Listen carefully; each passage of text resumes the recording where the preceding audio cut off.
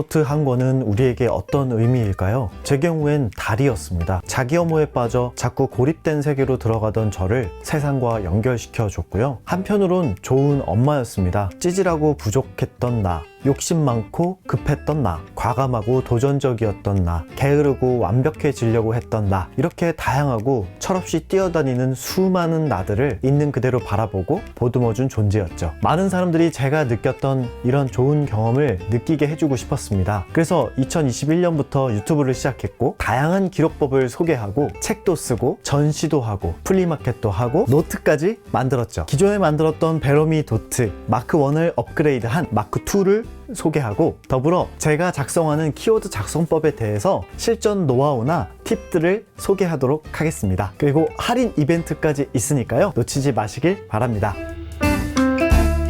우선 본격적인 시작에 앞서서 진심으로 감사의 말씀을 전합니다. 대단할 것 없는 방구석 유튜버인 제가 만든 베러미도트 마크 1 노트가 2달 만에 1000권이 다 팔렸고 이것은 저에게 정말 큰 의미를 남겨줬습니다. 우선 저에 대한 믿음과 신뢰 그리고 응원을 여러분들이 직접 표현해 주신 거라 생각하고요. 두 번째는 점점 희미해져가는 이 손글씨 문화를 어떻게든 살려보겠다고 하는 저의 의도를 동의해 주신 걸로 생각해요. 그래서 다시 한번 마크 1을 구매해 주신 모든 분들에게 진심으로 감사의 말씀을 전합니다.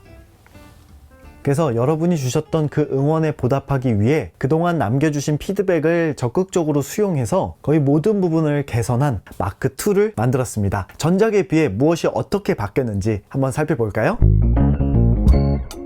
마크 1과 마크 2에서 가장 크게 바뀐 거 첫 번째는 기본 구성인데요. 기존에는 노트를 구매하면 이 책사개와 펜클립, 룰러, 메모지, 스티커까지 다 같이 이렇게 드리는 세트였는데 일단 이번에는 가격을 낮추기 위해서 그리고 이 액세서리가 필요 없는 분도 있더라고요. 그래서 불필요한 액세서리를 다 일단 제거를 했고 가장 필요한 책사개와 펜클립을 따로 이렇게 만들었고 이것들은 여기 노트를 사시면 제공해드리는 기본 제공이 아닌 따로 구매하실 수 있게 세트 상품으로 만들어 놨습니다. 그래서 기존에 내가 이걸 갖고 계신 분들이 그대로 사용해도 되고요. 아니면 자기만의 책사개가 있거나 펜클립이 있으신 분들은 거기에 사용하셔도 됩니다. 그 다음에는 사이즈인데요. 기존에 이 사이즈를 인쇄 출력 쪽에서는 46 사이즈라고 부르는 B6보다는 크고 A5보다는 살짝 작은 사이즈고요. 마크2는 이 사이즈를 그대로 계승해서 똑같이 이 사이즈가 하나 나왔고요. 여기 보시면 A5 사이즈가 하나 추가가 되었습니다. A5를 추가한 이유는 사실 저 때문인데요. 제가 이 46 사이즈라고 불리우는 이 핸디 사이즈를 사실 좀 불편했어요. 왜냐하면 너무 작았거든요. 또 A5를 좋아하시는 분들이 있어서 A5 사이즈에 대한 문의가 좀 있어서 같이 출시를 했습니다. 그래서 가격을 다시 한번 정리를 하면 핸디 사이즈는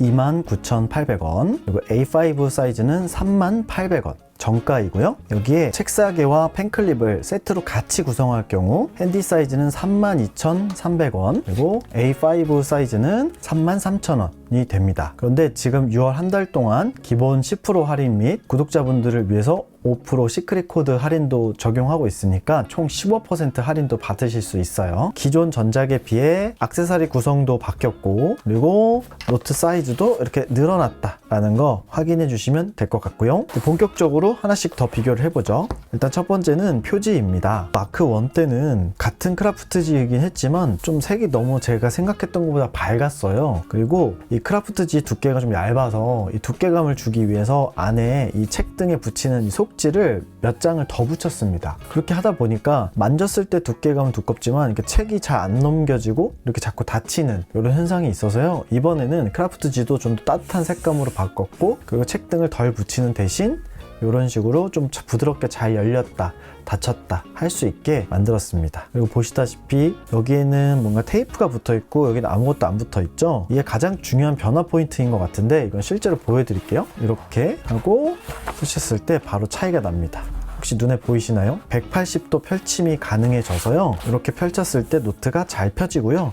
기존의 노트에서 가장 지적받았던 부분이 펼침이 잘 안 된다. 그래서 지금도 벌써 노트가 기우뚱기우뚱 거리고 닫히려고 하는데 이번에는 180도 펼침이 되도록 만들었습니다. 그 이유는 바로 이 책등을 없앴기 때문인데요. 책등을 없애면서 결합하기 위해서 이렇게 테이핑 처리 방식으로 바꿨고요. 제조사 쪽에 문의를 해보니까 이 책등을 없애게 되면 노트의 내구성은 조금 떨어진다고 해요. 근데 180도 펼침을 조금 더 수월하게 만들기 위해서 어쨌든 이번엔 책등을 떼고 이렇게 테이핑하는 방식으로 골랐고요. 이 테이프도 종류가 여러 가지라서 테이프의 색감이나 재질 같은 것도 제가 여러 가지 샘플 중에서 고르고 골라서 이 색깔로 맞췄습니다. 그래서 저는 훨씬 더 깔끔하고 예쁘게 잘 나온 것 같아요. 그리고 전에 들어갔던 로고도 좀 너무 큰 것 같아서 이것도 아예 빼버렸고요. 빼서 어디에 들어갔냐면 이 마크2에 요 책 가는끈, 책갈피 끈에 이렇게 새겨졌습니다. 그래서 이렇게 아주 작게 새겨졌고요. 기존 책갈피 끈은 이제 브라운하고 아이보리 화이트에 가까웠고요. 비슷한 것 같지만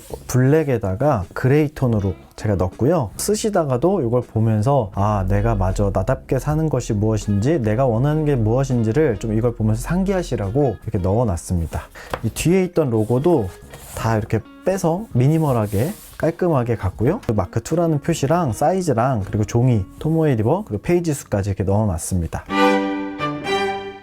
페이지를 넘겨보면 이렇게 뭔가 안 보이던 게 하나 생겼죠. 네, 이 웰컴 카드 2장이 이제 들어가 있는데, 이 웰컴 카드 2장은 기존에 드리는 편지와 기록 팁, 그리고 시와 뭐 영감을 주는 책들, 그리고 노트 사용법에 대한 페이지를 이렇게 컨텐츠를 앞부분에 많이 넣어놨었어요. 근데 이게 불편하고 싫다라는 의견들이 좀 있으셔가지고 이번에는 과감히 그 모든 페이지를 다 없애버리고 이렇게 제 책에서 발췌한 문장 하나만 딱 넣고 바로 목차 페이지로 넘어갑니다. 그럼 이 여기 있던 컨텐츠는 어디 갔냐? 바로 이제 이 웰컴 카드에 들어있는 거죠. 그래서 여행자에게 편지와 또 기록을 위한 10가지 팁, 그리고 노트를 사용하기 위한 제가 자주 사용하는 키워드 작성법을 간단한 소개 페이지로 이렇게 넣어놨습니다. 그래서 처음에 열자마자 바로 이걸 만나실 수 있고요. 그리고 여기 보면 첫 페이지가 목차 페이지가 들어있다는 것은 무슨 얘기일까요? 네, 바로 페이지 넘버가 들어가 있다는 뜻입니다. 페이지 넘버를 통해서 자기가 어떤 페이지에 어떤 내용을 기록했는지를 이 목차 페이지에 작성할 수 있는 것이죠. 기존 버전과 비교를 한번 해볼게요. 토모에 리버라는 종이는 똑같지만 자세히 보시면 이렇게 상하 좌우 여백이 조금 추가됐어요. 이 여백을 추가했던 이유는 뭐냐면 기존 버전은 보시면 여백 없이 거의 꽉 차 있는데 이제 이런 방식으로 쓰다 보면 꽉 차서 이 끝까지 다 쓰게 되고, 이 꽉 찬 것들을 쓰다 보면 이제 글자가 삐뚤빼뚤빼뚤하게 되거든요. 나중에 다 쓰고 나서 보면 뭔가 노트가 정갈하지 못하고 지저분하게 보일 수가 있어요. 그래서 이번에는 상하 좌우를 여백을 넣어서 내가 노트를 꽉 채워서 쓰더라도 이 상하 좌우 여백 때문에 노트가 전반적으로 깔끔해 보일 수 있도록 제작을 했습니다. 그리고 아주 미세하긴 하지만 세심하게 신경 쓴 부분이 또 하나가 있는데요. 왼쪽과 오른쪽 페이지의 정렬을 맞추는 문제였습니다. 이게 무슨 얘기인 거 하니, 이 점들의 선을 자세히 보면 왼쪽과 오른쪽이 조금 어긋나는 경우들이 있어요. 기존 마크1도 오차가 심하진 않은데 아주 살짝 어긋나는 경우들이 좀 있었거든요, 페이지마다. 그러니까 오른쪽이 좀 높거나 뭐 낮다든지 이런 식으로 이 점이 여기서부터 여기까지 일직선으로 연결되지 않고 오차가 좀 있었고, 이번에 마크2에서는 그 점을 좀 개선해가지고 오차를 최소화했습니다. 이게 굉장히 어렵다고 하더라고요. 저는 이미 벌써 사용을 시작을 했고요. 5월 30일 목요일부터 이런 식으로 사용하기 시작했습니다. 너무 좋습니다. 큼직큼직하니 너무 좋고요. 기존 버전의 액세서리에 비해서 업그레이드 된 부분이 있습니다.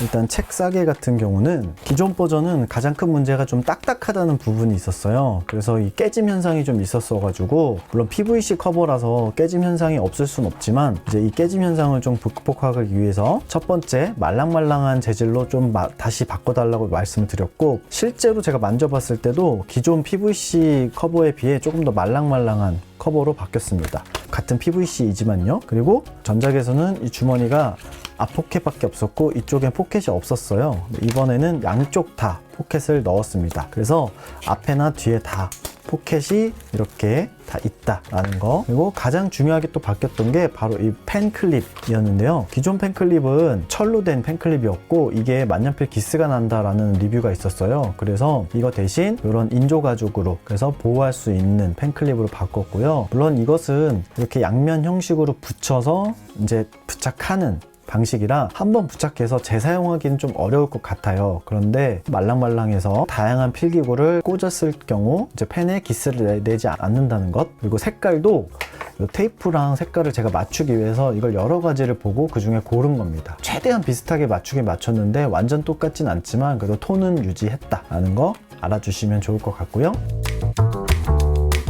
제가 알려드린 키워드 작성법에 대해서 조금 자세히 설명드려 볼게요. 키워드 작성법을 우리가 왜 해야 되는지에 대해서 설명을 해보도록 하겠습니다. 교육심리학자 F. 비고츠키는 그의 책 사고와 언어에서 인간의 그 의식이라는 것을 크게 두 가지로 봤는데요. 첫 번째는 언어 이전의 의식, 그래서 전 언어적 의식, 그리고 두 번째는 언어를 통해서만 느낄 수 있는 언어적 의식, 이거를 고차적 의식이라고 했어요. 그래서 언어를 모르는 아이도 의식을 가질 수 있고, 그리고 언어를 통해서만 생기는 의식이 있는데, 예를 들면 우리가 잘 아는 수학이나 과학의 여러 가지 종류, 그리고 예술, 과거, 현재, 미래라고 부르는 시간 개념 등 우리는 다양한 방식을 언어를 통해서 사고를 한다고 합니다. 근데 비고츠키는 이 언어적 의식, 즉 고차적 의식이 어떻게 생기는지를 관찰했고, 그 결과 언어적 의식이 생기는 두 가지 단계를 찾아냈어요. 첫 번째는 범주화고 두 번째는 개념화입니다. 범주화라는 건 쉽게 말하면 우리가 어떤 카테고리를 나누는 건데요. 그리고 개념화라는 건 자기만의 의미를 부여하는 것입니다. 우리는 이 범주화를 통해서 우리에게 들어오는 여러 가지 정보들을 편집하고 정리해서 저장하는데요. 범주화가 안 될 경우 어떤 일이 일어나는지 살펴볼게요. 예를 들면 여러분이 길을 걸어가고 있는데 우리는 정말 수많은 사람들을 길에서 만나죠. 근데 여러분이 만약에 범주화가 적과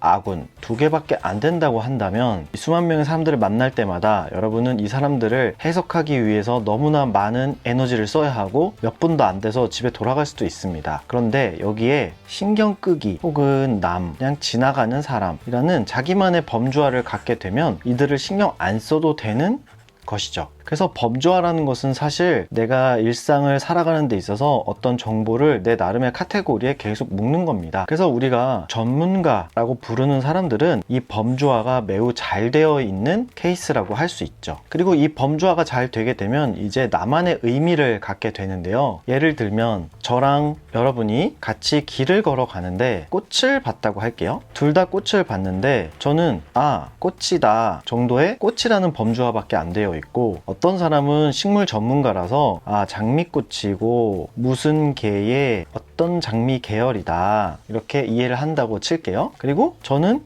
꽃이다 해서 끝나지만 이는 장미꽃의 여왕인 무슨 장미 라는 식으로 더 세부적인 자기만의 범주화를 개념화시킨다고 합니다. 이렇듯 우리의 의식은 언어의 지배를 받는데 언어적 의식이 발생하는 과정은 범주화를 통해서 자기만의 개념화를 만드는 거예요. 제가 말하는 키워드 작성법은 사실은 이 이론을 바탕으로 만들어진 내용입니다. 많은 분들이 이해는 되는데 막상 해보려니까 어려워요 라고 하시길래 제가 키워드 작성법 꿀팁을 좀 알려드릴게요. 1번은 제목 나중에 붙이기입니다. 자, 이게 무슨 얘기이냐면 이 노트를 보시면 이렇게 굵은 점이 하나, 둘, 셋, 네 개가 찍혀 있고 이쪽은 키워드 작성, 이쪽은 내용 작성인데요. 먼저 내용을 작성하고 키워드를 쓰려고 하면 좀 잘 안 되는 분들이 있다고 해요. 저도 그렇고요. 그럴 경우는 내용을 먼저 주르륵 씁니다. 내용을 먼저 주저리 쓰고요. 그 다음에 여기에다가 이 내용과 관련된 제목을 한번 붙여보는 거예요. 예를 들면 제가 쓰다 보니까 어떤 미래에 대한 걱정이 많이 묻어나는 내용을 썼다. 그러면 미래 혹은 불안 아니면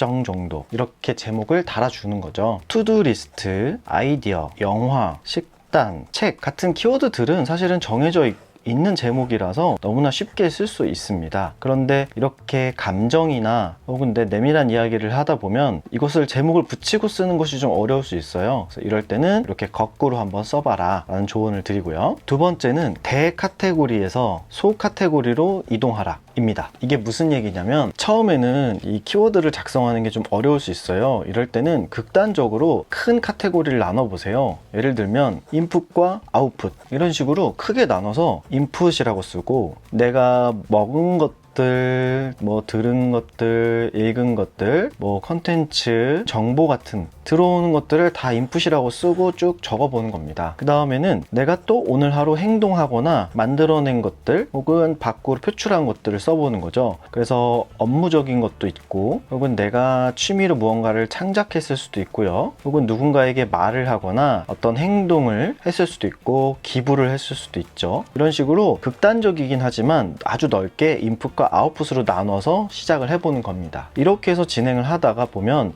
점점 반복되는 나만의 패턴이 있거든요. 예를 들면 나는 식단 위주로 많이 체크를 하고 싶다든지, 아니면 내가 컨텐츠나 독서 쪽에 관심이 많다든지, 아니면 여러 가지 정보들을 수집하는 걸 좋아한다든지, 뭐 이런 식으로 자기 취향이 나오기 시작하면 인풋에서 카테고리를 세분화 시켜 보는 겁니다. 독서로 갈 수 있고요. 독서에서 더 세분화 시키면 자기가 좋아하는 전공 분야, 뭐 인문학 혹은 예술, 창업 등과 같이 자기만의 키워드가 점점 생기기 시작해요. 그래서 키워드를 처음엔 아주 넓게 누구나 적용해도 될 만한 키워드로 잡고 시작을 하다가 나중에는 자기만의 디테일한 아주 내밀한 키워드로 이동을 하는 겁니다. 그리고 세 번째 꿀팁은 제가 자주 애용하는 건데요. 시간과 장소를 그냥 키워드로 잡는 겁니다. 이게 무슨 얘기냐면 저 같은 경우 실제로 이렇게 쓴 페이지를 한번 보여드리면요. 이날 몇 시에 어디에서 이제 이런 내용을 썼다 라는 게 있고요.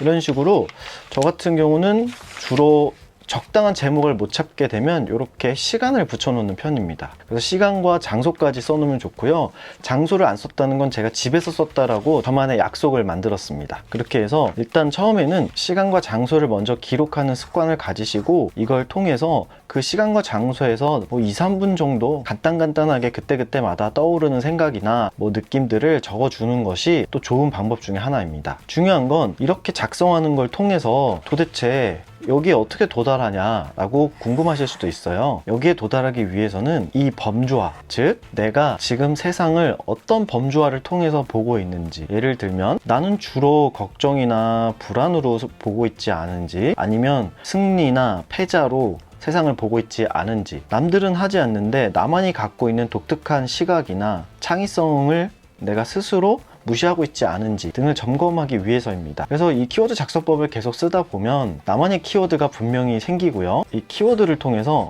나를 관찰하는 습관을 갖게 되고, 이 관찰을 한다는 것은 다시 말해 나를 이해하는 것에 도달을 하게 된다는 겁니다. 그래서 여러분이 지금은 좀 어려워 보일 수 있지만 처음에는 제목을 나중에 붙여보는 걸 시도를 해보시던지, 아니면 시간과 장소만 쓰고 거기에서 떠오르는 생각들을 계속 적어 나가다가 점점 디테일해지면 키워드를 달아보셔도 되고요. 아니면 처음부터 아주 넓은 키워드로 시작을 해서 점점 나만의 세부 키워드로 바꿔가시는 것도 좋은 방법이 될 겁니다. 자, 이번엔 이 노트의 단점에 대해서 얘기해 보도록 하겠습니다. 제가 꼽은 단점은 크게 4가지인데요. 첫 번째는 가격이고요. 두 번째는 토모에 리버라는 종이의 특성이고요. 세 번째는 외관이 고급스럽지 않다라는 거고, 네 번째는 지속 가능성의 불확실함입니다. 일단 첫 번째인 가격에 대해서 정확히 말씀을 해드리자면, 이 노트의 스펙과 가치에 대해서 아시는 분은 이 가격이 저렴하다고 생각하실 거고요. 노트라는 것이 보통 한 5,000원에서 10,000원 정도 하는 거 아니야? 라는 분들에게는 비싼 가격처럼 느껴지긴 합니다. 그래서 사실 가격이 싸냐 비싸냐는 끝나지 않는 논쟁에 가까운데요. 그럼에도 불구하고 제가 이걸 단점으로 지적한 이유는 저번 마크 1과 가격을 동결시키지 못했기 때문입니다. 이 말은 즉슨 소폭 상향했다는 건데요. 그 이유 첫 번째는 원자재 값의 상승입니다. 이건 작년 말에 출시할 때부터 이미 말씀드렸던 부분인데요. 종이 원자재 가격이 이미 인상될 것이라는 예고가 있었고, 그래서 마크 1을 홍보할 때 다음 버전에서는 이것과 똑같은 가격으로 제공해 드릴 수 없을 거란 말씀도 전했었습니다. 두 번째 상승 이유는 이 노트를 제작해 주신 출판사 북엔드의 마진 때문인데요. 사실 지난번 마크1 노트에 제가 치명적인 실수를 한번 했었습니다. 가격은 저렴하고 품질은 높은 노트를 만들기 위해서 제가 출판사 측에 강하게 어필하는 과정에서 전 출판사의 마진에 대해 전혀 고려하지 못했었습니다. 그리고 판매가 다 되고 나서 마크2에 관한 회의를 하다가 출판사에서 마진이 거의 없이 판매했다는 사실을 그제서야 하면서야 알게 되었고요. 이 노트를 만드는 과정에서 시간을 쓴 분들의 인건비와 또 세금 등 여러 가지 요소를 고려했을 때 사실 출판사는 이익이 없었다고 할 수 있습니다. 출판사 측에서 손해를 보지 않도록 최소한의 마진을 보장하는 가격을 책정을 했고요. 그러다 보니 가격은 소폭 상향되었고 마크 1과 동결을 하지 못해서 단점으로 지적했습니다. 그러나 이벤트 할인과 시크릿 코드까지 더하면 최대 15%까지 할인을 해드리고 있으니까요. 이 부분에 대해서는 구독자분들의 너른 양해 부탁드립니다. 두 번째는 전작과 마찬가지로 토모에 리버라는 종이가 가지고 있는 단점을 그대로 계승한다는 점입니다. 토모에 리버는 종이가 52g밖에 안 되는 굉장히 얇고 가벼운 종이임에도 만년필이 밝고 내구성이 좋아서 매니아들에게 특별히 사랑받는 귀한 종이인데요. 하지만 종이가 얇다 보니 물리적으로 비침 현상이 있습니다. 지금 보시다시피 제가 앞뒤에 써놓고 이렇게 비침을 비교하고 있는데요. 이렇게 비침을 비교해 보면 이 정도 비침이 있고요. 이것들을 불편해 하시는 분들의 경우 이 종이는 그닥 좋지 않을 것 같습니다. 그리고 종이 자체가 얇다 보니 찢김이나 내구성 측면에서 강한 충격을 줬을 때 불안한 요소가 여전히 있고요. 그리고 종이가 얇다 보니까 특히 스크랩을 좋아하시는 분들, 엽서나 두꺼운 스티커 같은 것을 종이에 붙일 경우 그 뒷면에다가 무언가를 쓰기가 굉장히 어렵다라는 단점이 좀 있습니다. 그리고 세 번째 단점은 외관이 고급스럽지 않다는 건데요. 2, 3만 원대의 고가 노트임에도 불구하고 이 노트를 사서 그냥 모르는 사람에게 보여주면 이게 왜 2, 3만 원인지 전혀 이해하지 못하실 거예요. 그래서 뭔가 내가 비싼 돈을 주고 사서도 인정받지 못하는 느낌을 느끼실 수도 있습니다. 그리고 네 번째는 정말 솔직하게 말씀드리는 건데요. 지속 가능성의 불확실성입니다. 사실 지금도 굉장히 적은 마진에 고급 사양을 적용해서 만든 노트이다 보니까 이 노트를 꾸준히 계속 생산할 수 있을지에 대한 문제가 있습니다. 몰스킨이나 로이턴 같은 대형 브랜드를 쓰는 이유는 사실 하나인데요. 지속적으로 그 노트를 계속 제공해 준다라는 장점 때문입니다. 이 노트에 적응을 했고 이 노트에 길이 들었는데 노트를 단종한다